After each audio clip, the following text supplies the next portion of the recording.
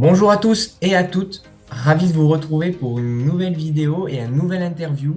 Alors oui, ça faisait un tout petit peu de temps qu'on avait oublié les interviews du WEC, mais on va bien reprendre sur une bonne lancée, peut-être deux en une semaine.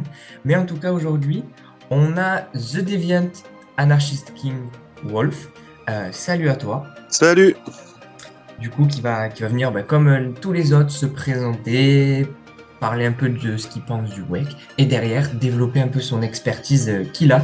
À l'image, vous avez son Wolf, vous pourrez le retrouver du coup sur le WEC, discuter sur le WEC.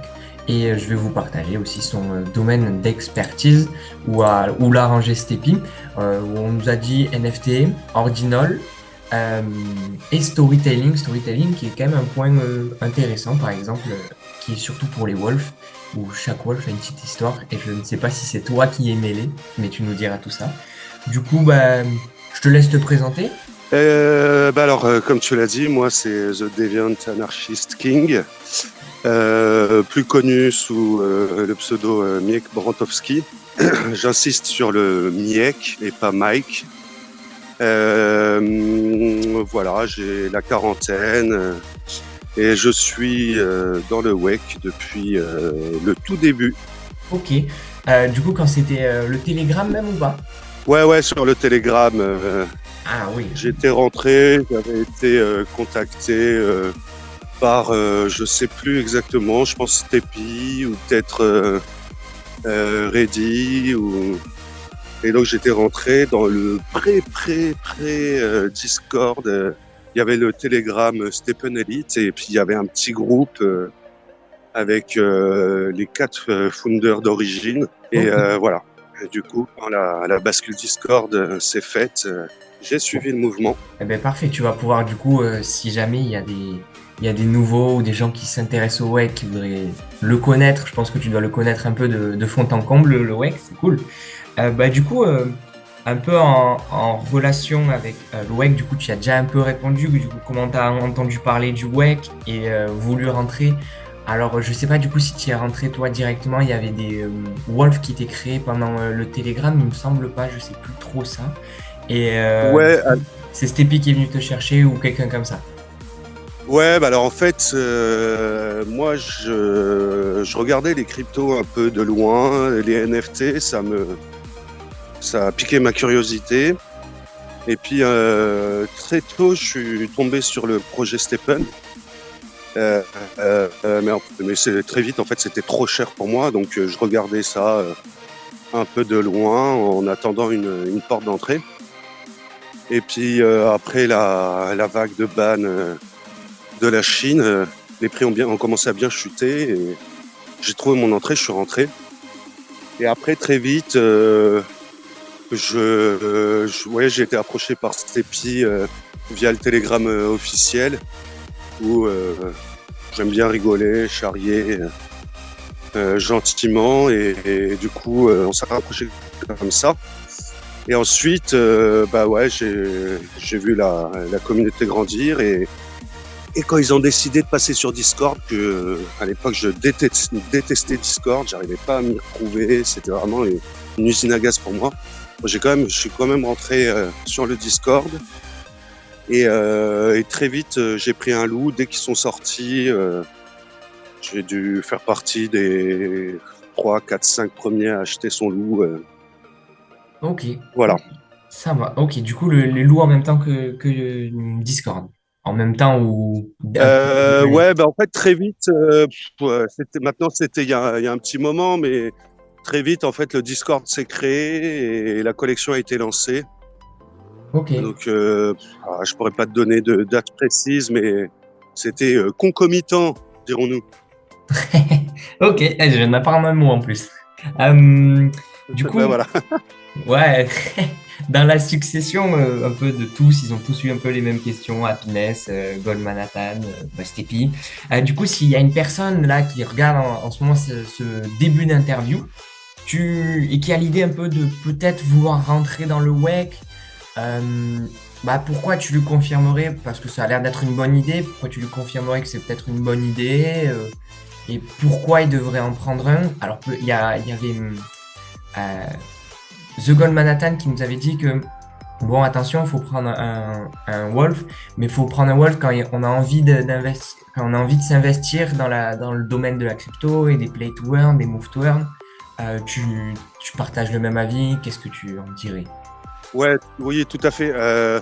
Moi, j'ai jamais, bon, les NFT, les ordinals, tout ça, je connais un petit peu quand même. Il y a souvent quand une collection est lancée, on fait FOMO, les gens achètent et puis machin et tout.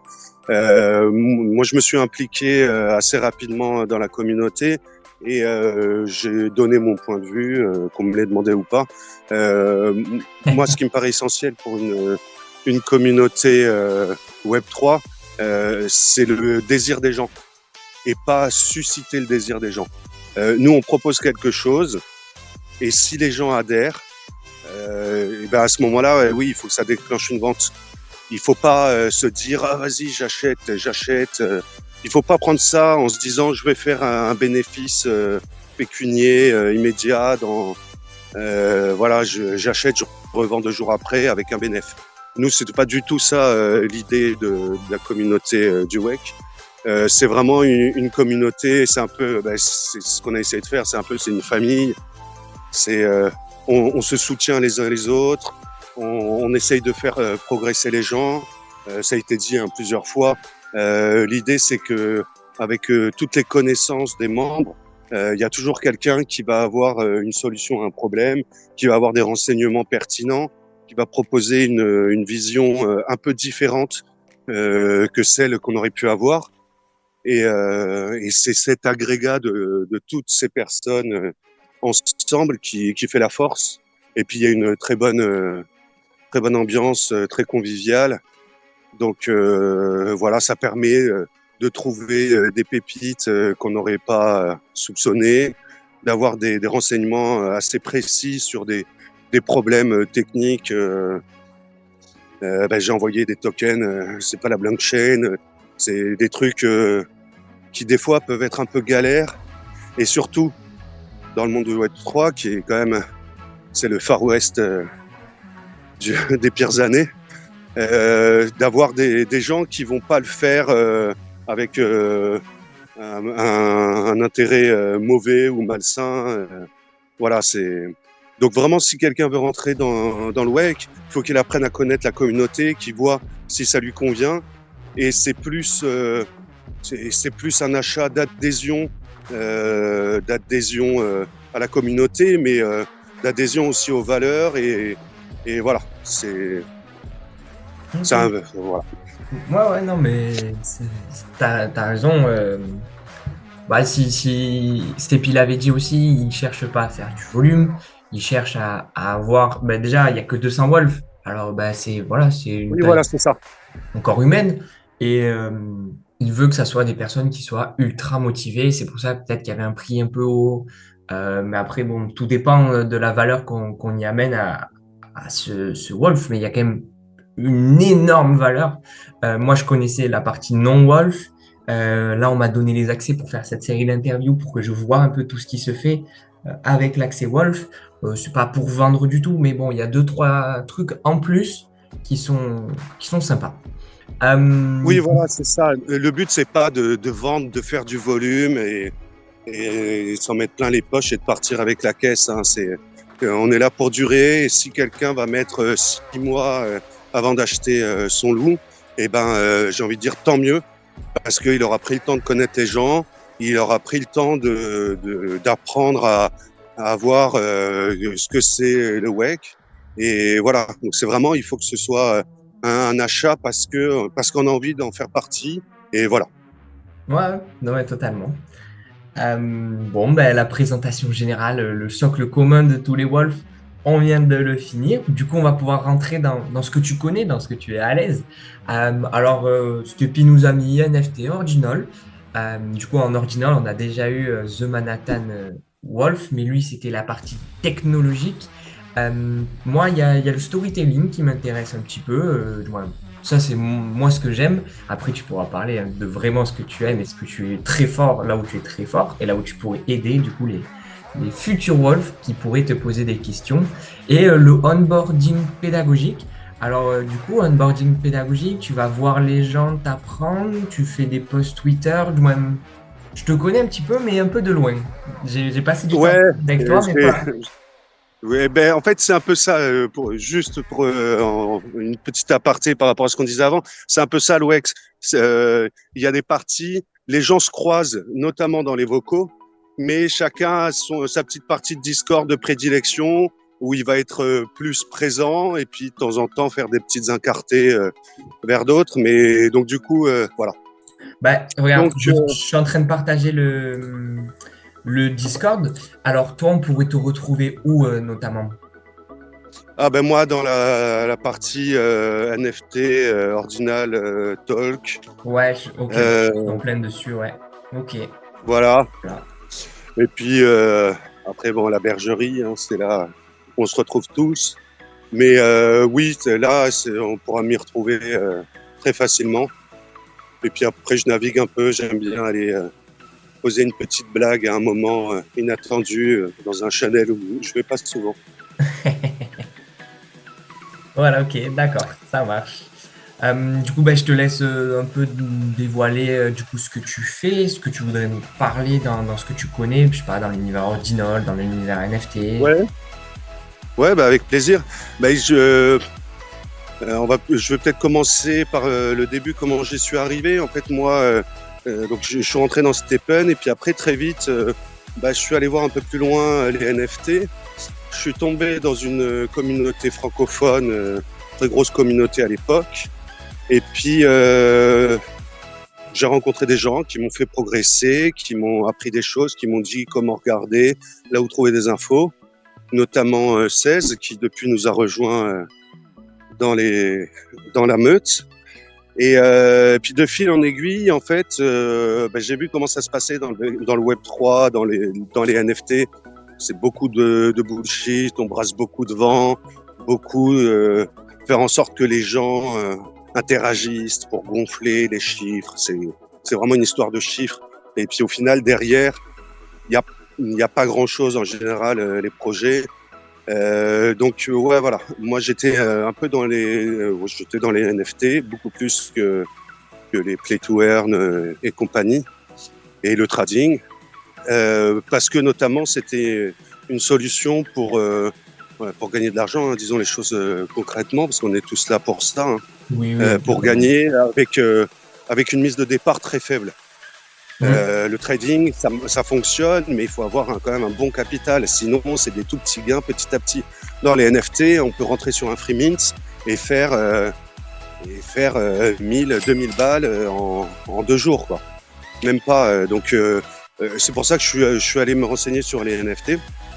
Et puis, en fait, très vite, au gré des posts Twitter et autres rafles qui sont proposés un peu sur tous les serveurs des communautés alpha, comme on dit dans le milieu, je suis tombé sur ce nouveau protocole, sur le Bitcoin, les ordinals.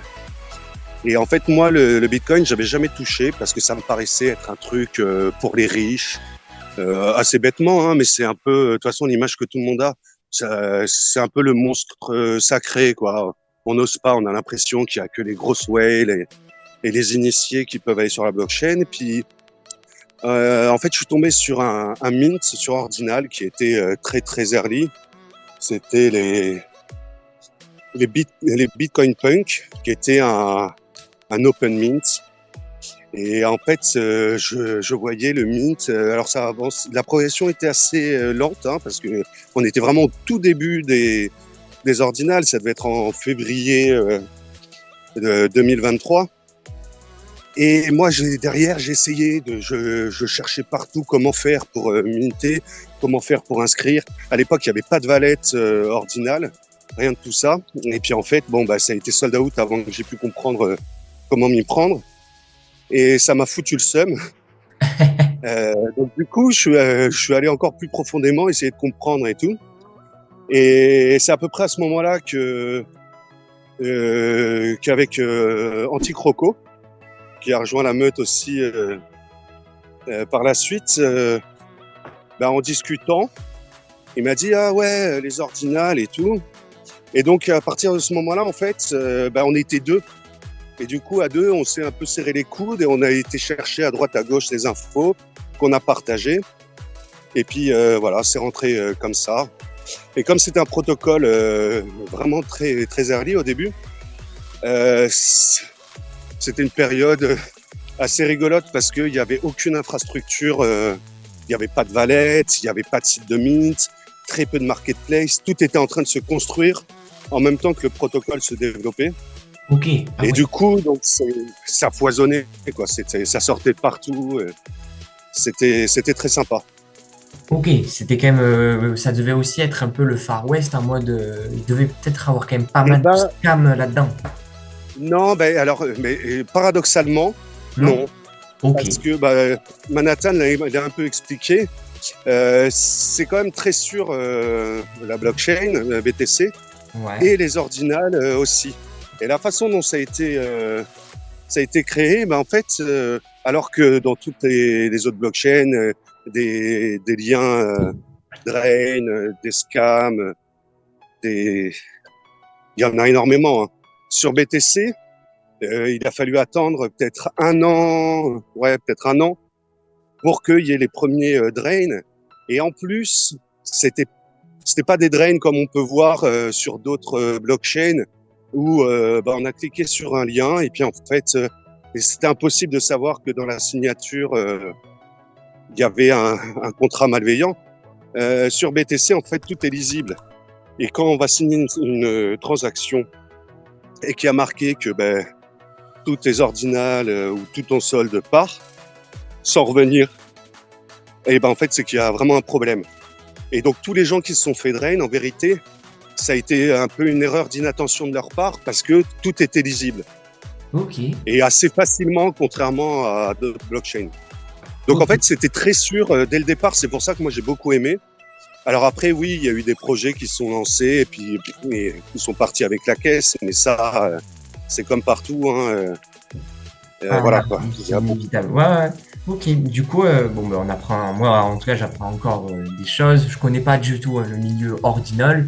Et du coup, je vois que BTC, moi, je suis en train de créer un cours là-dessus, sur la blockchain et tout ça, et sur l'immense sécurité de Bitcoin, qui n'a jamais été hacké. Et bon, de ce que je comprends, faire du coup les ordinals qui sont des NFT sur Bitcoin, si c'est bien, on est bien d'accord.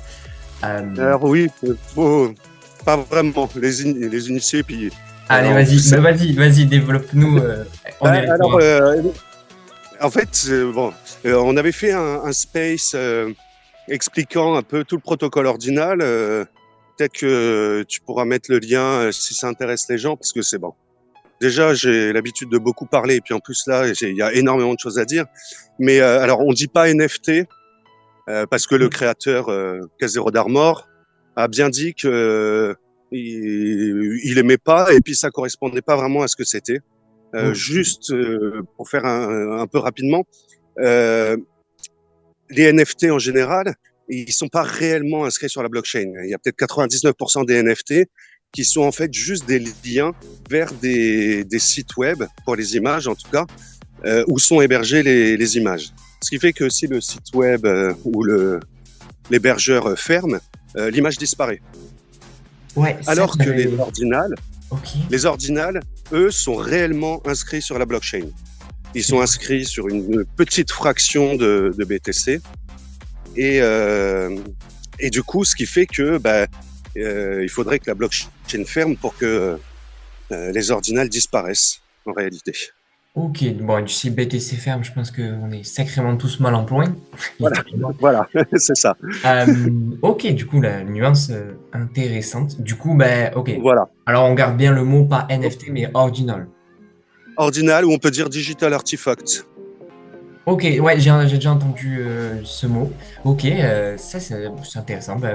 Là tu témoignes pleinement, je pense, de ton expertise et moi pleinement de mon insouciance.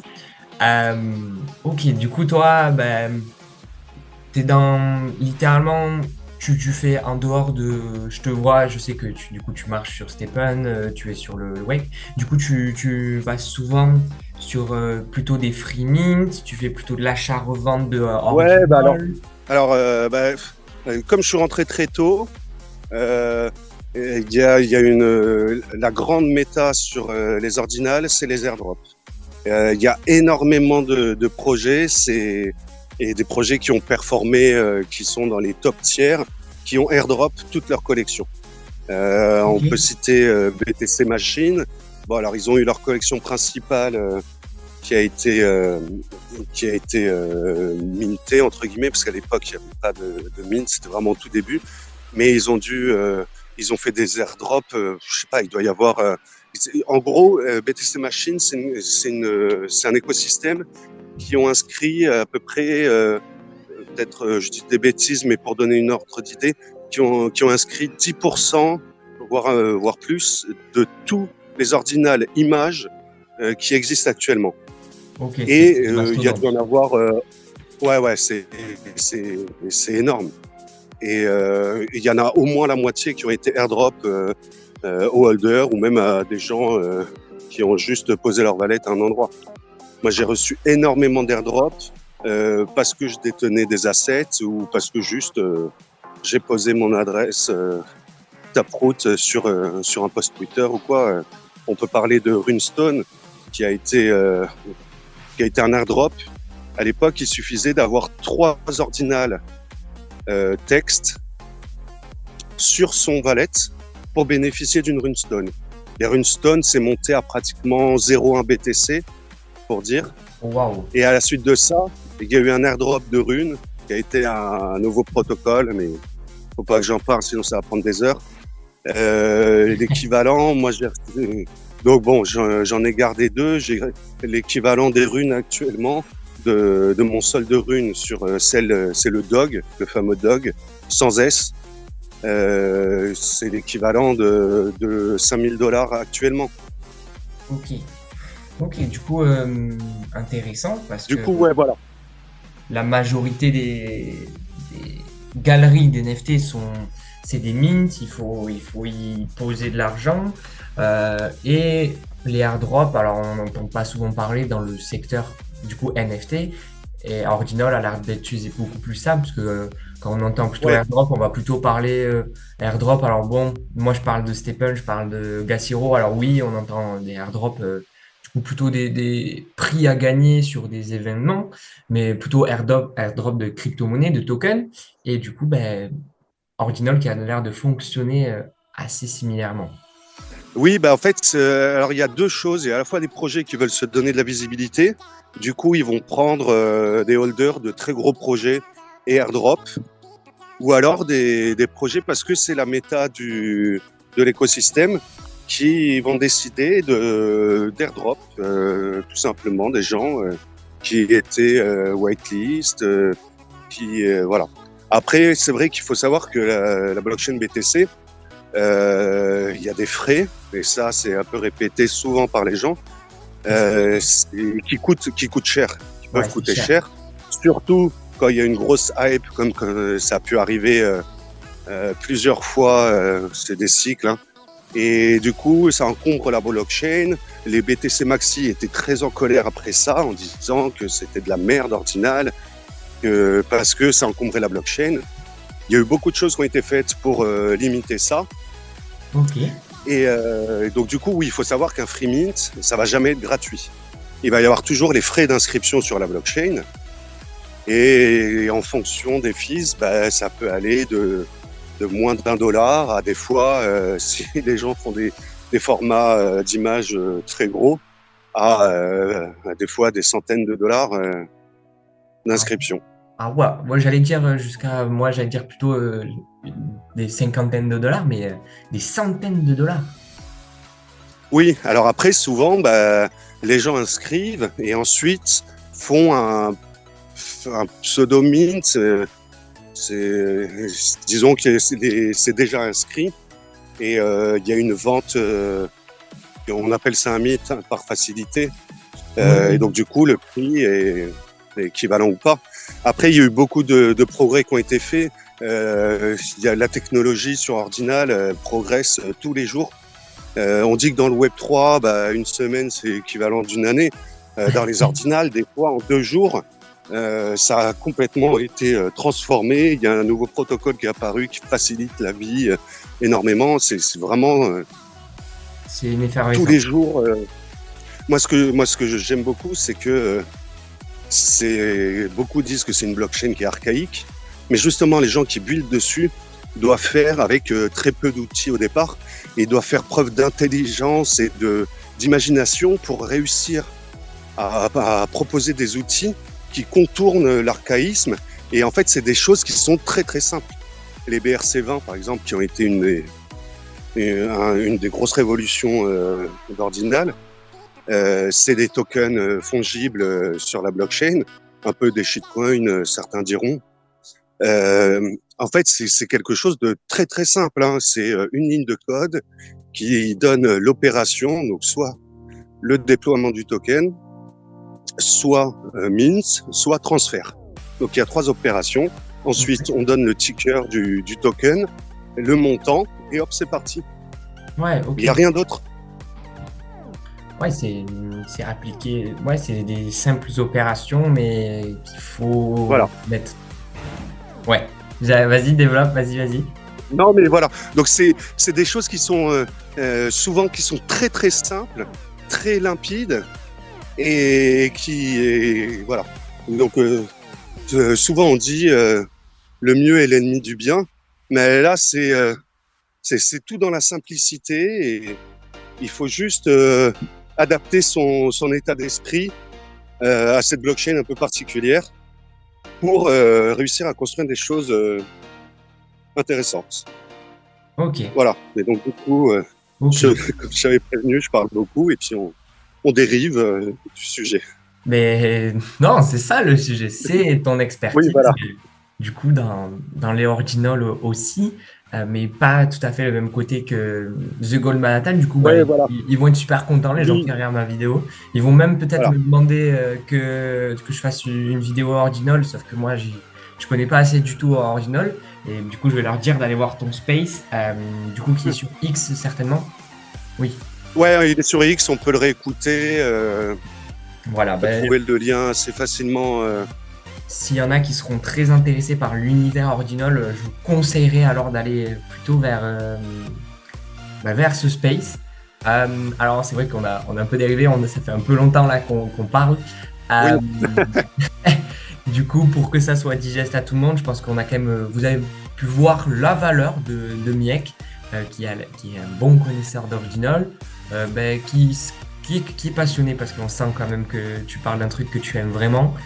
Je vous ai montré son profil Discord au tout début.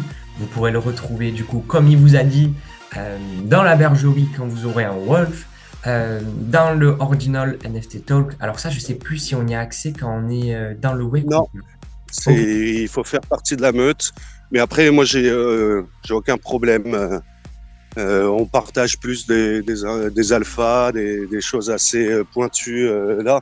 Si c'est des questions pour de débutants ou même des avis, hein, il ne faut pas hésiter à venir dans le général qui est accessible à tout le monde. Il y a Cryptalk aussi qui est accessible à tout le monde. Et il ne faut pas hésiter à venir et poser les questions. Hein. Il y aura toujours. On ne fait pas des choses secrètes en disant non, ça c'est pas pour toi, t'as pas ton Wolf. Non, Bien non, sûr, on ça, favorise la vente.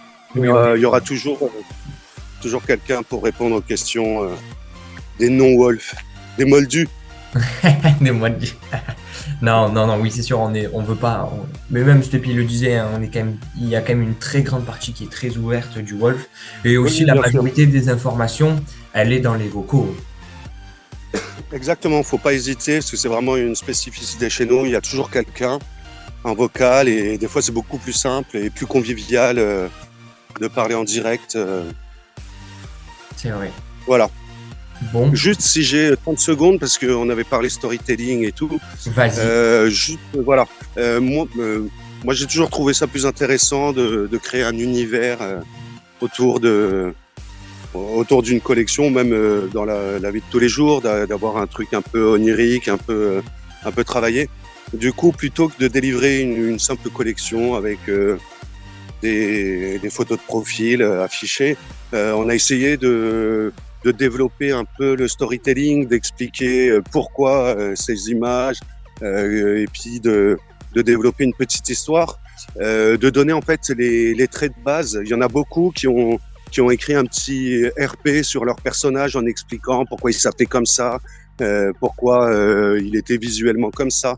Et ils sont vraiment appropriés leur loup en le développant. Et c'était vraiment ça l'idée, c'était de proposer une expérience avec une histoire derrière et d'essayer d'avoir une cohérence dans la globalité plutôt que juste des images comme étaient 90% des collections et puis il n'y a rien derrière. Voilà, nous on voulait essayer de donner un peu une âme et un peu une vie derrière la collection. Ok, bah, c'est vrai que c'est toujours mieux et c'est toujours plus facile aussi de s'identifier peut-être à quelque chose Voilà, voilà. exactement. Et au moins, ça nous permet de savoir les autres, qui va être cette personne si on ne la connaît pas encore. Voilà. Et ben, merci beaucoup, Miek, de nous avoir apporté tant d'informations. Moi, Avec j'ai plaisir. encore appris 3 tonnes de choses. Et je pense que les spectateurs auront appris des choses. Je pense que même des gens du WEC qui te Bah, connaissent un j'espère. petit peu auront appris des choses. Euh, ben, en te retrouvant sur le Discord et en vous souhaitant tous, Avec plaisir. voilà, en vous souhaitant tous une bonne semaine, des bons investissements. Ciao, ciao. Salut!